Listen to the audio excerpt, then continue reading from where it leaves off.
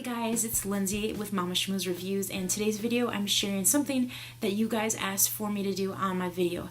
I did a 3 favorites video with Christina from the Purple Alphabet, and a lot of you guys were interested in seeing how I use these story cubes with my kids.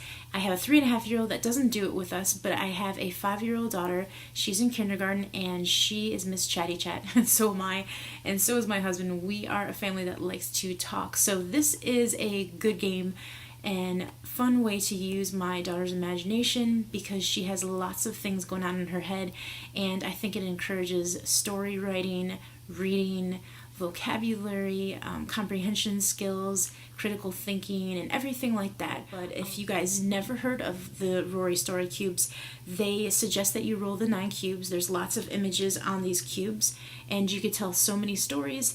There are trees and castles and magnifying glasses and money and cell phones and smiley faces and sleepy faces. So they tell you to roll the 9 cubes and start off with once upon a time and tell your story. You could do it that way.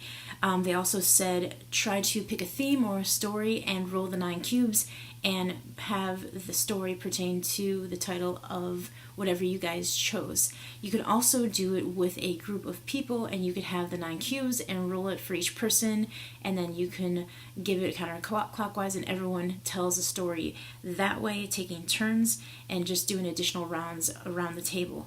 They also say creative inspiration, speaking and listening skills, mental workout, and literacy development. And vocabulary is definitely key. If there's images on here that your kids don't know what they are, you could also explain that, look it up in the dictionary, and write the definition down for them. I also think this is great for reading comprehension, or not reading comprehension, but listening comprehension.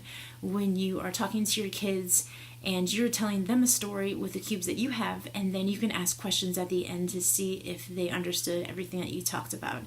I also just like to pull these out whenever I can, just maybe once a week, or whenever my kids are interested in doing it, I just do it. It's a very spontaneous, impromptu game. You can also take a book that your kids read all the time and see how they remember that and how they apply it, linking it to the story cubes here that they get. Now, if you have a kid that does not talk a lot and you want to encourage them to talk more or tell stories, this is a great way as well. You could also take it up a notch for the kids that are already writing and reading, and they could roll the 9 cubes out, and then they could tell a story, and then after they tell that story, they could try to remember what they said by looking at the images on the cubes and writing it down for memorization.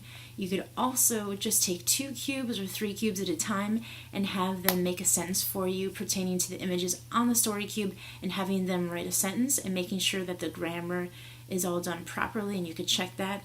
As far as younger learners like my kids, I just have them roll out the cubes and tell stories. And if you have like a 3-year-old or a 4-year-old that doesn't speak a lot, I would just suggest to do 2 or 3 at a time to tell a little story around those 3 images.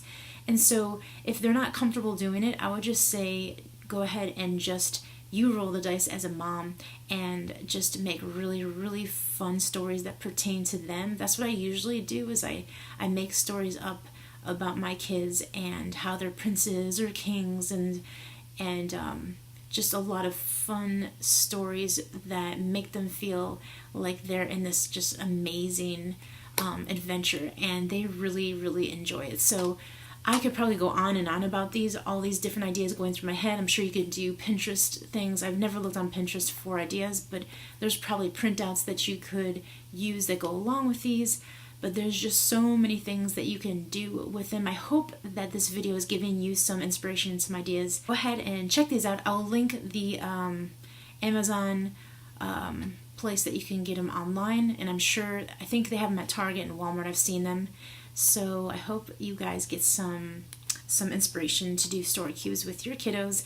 Let me know also if you do story cubes with your kids in homeschool, or if you don't homeschool, if you use them, like how you play the game, and if there's any interesting ways on how you do it. I hope you guys found this video helpful. If you did, give me a thumbs up, and if you're not subscribed, I would love to see you guys join my channel. I talk a lot about mommy things and a lot of things that have been helping me out in my homeschool journey. Thanks again for watching Mama Schmooze Reviews.